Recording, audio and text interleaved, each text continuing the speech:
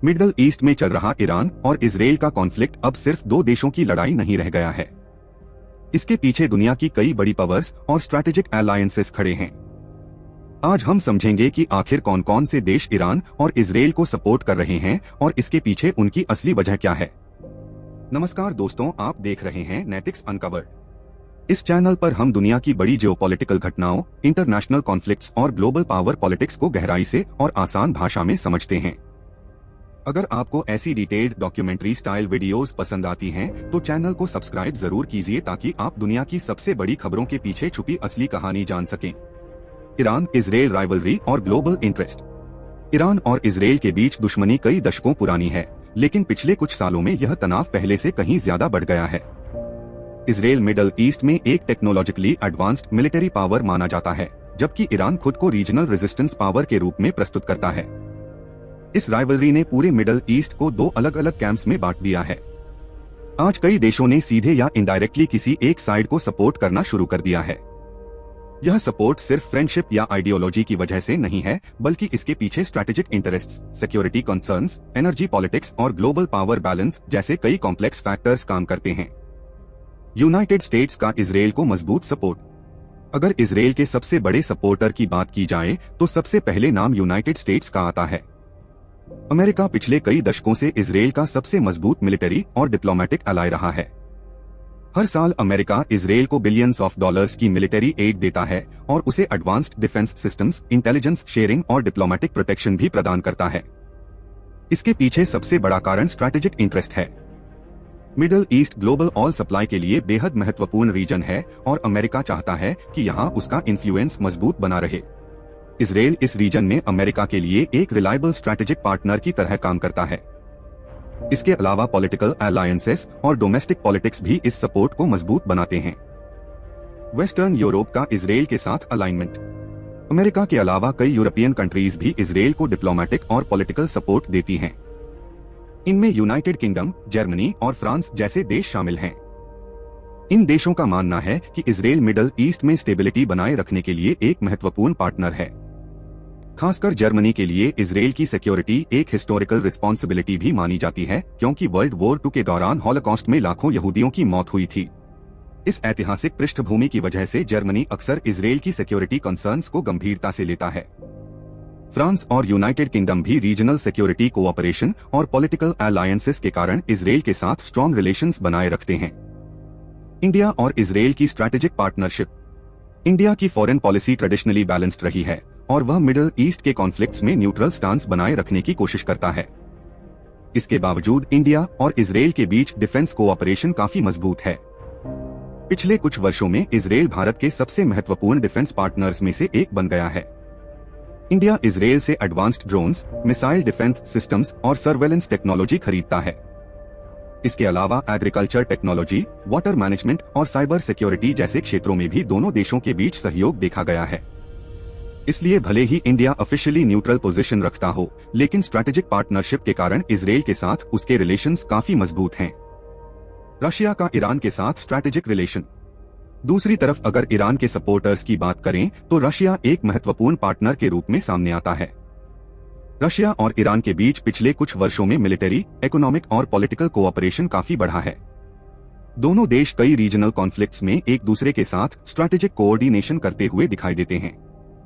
Russia के लिए Iran middle east में एक ऐसा पार्टनर है जो वेस्टर्न इन्फ्लुएंस को बैलेंस करने में मदद करता है। इसके अलावा एनर्जी सेक्टर, डिफेंस टेक्नोलॉजी और जियोपॉलिटिकल कोऑर्डिनेशन भी दोनों देशों के रिलेशंस को मजबूत बनाते हैं। कई इंटरनेशनल फोरम्स में भी रशिया ईरान के खिलाफ आने वाले डिप्लोमेटिक प्रेशर को काउंटर करने की कोशिश करता है। चाइना और ईरान का इकोनॉमिक कनेक्शन। चाइना का ईरान के साथ रिलेशनशिप मुख्य रूप से इकोनॉमिक इंटरेस्ट्स पर आधारित है। चाइना दुनिया का सबसे बड़ा एनर्जी कंज्यूमर है और ईरान के पास दुनिया के बड़े ऑयल और गैस रिजर्व्स मौजूद हैं। इसी वजह से दोनों देशों के बीच लॉन्ग टर्म ट्रेड एग्रीमेंट्स और इंफ्रास्ट्रक्चर प्रोजेक्ट्स हुए हैं। चाइना मिडल ईस्ट में स्टेबिलिटी चाहता है क्योंकि इस रीजन से होकर कई इंपॉर्टेंट ट्रेड राउट्स गुजरते हैं जो ग्लोबल ट्रेड के लिए महत्वपूर्ण हैं। इसलिए चाइना अक्सर डिप्लोमेसी और नेगोशिएशन को सपोर्ट करता है, लेकिन एनर्जी सिक्योरिटी और इकोनॉमिक पार्टनरशिप्स के कारण ईरान के साथ उसके रिलेशंस काफी मजबूत बने हुए हैं। ईरान के रीजनल एलायंस और प्रॉक्सी ग्रुप्स।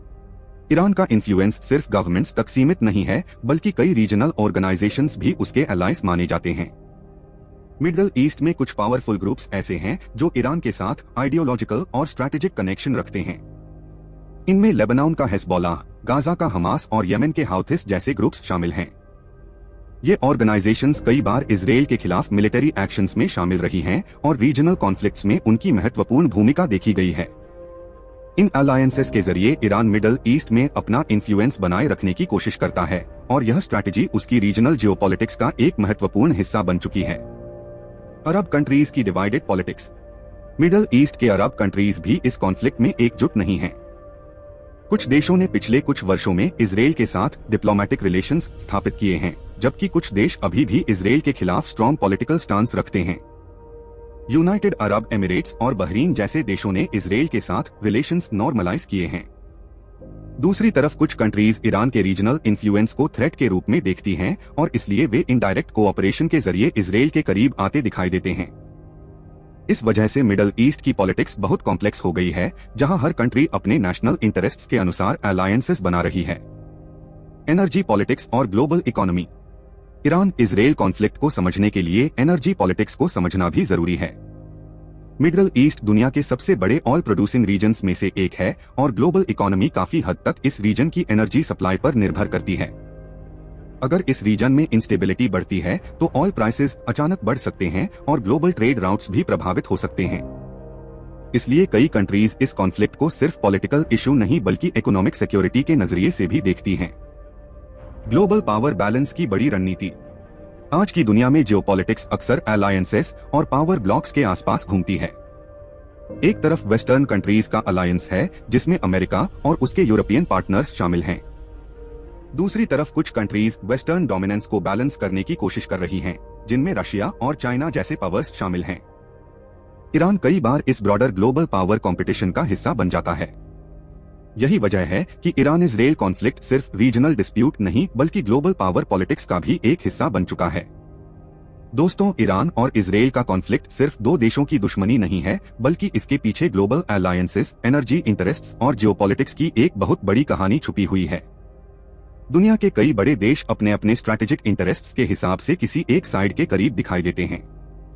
अगर यह टेंशन और बढ़ता है तो इसका असर सिर्फ मिडल ईस्ट तक सीमित नहीं रहेगा बल्कि पूरी दुनिया की इकोनॉमी, सिक्योरिटी और जियोपॉलिटिक्स पर भी पड़ सकता है। अगर आपको यह डीप एनालिसिस पसंद आया हो तो वीडियो को लाइक करें, चैनल को सब्सक्राइब करें और कमेंट में जरूर बताइए कि आप किस ग्लोबल टॉपिक पर अगला डिटेल्ड डॉक्यूमेंट्री वीडियो देखना चाहते हैं। हम मिलेंगे अगले वीडियो में, तब तक के लिए स्टे ट्यून्ड।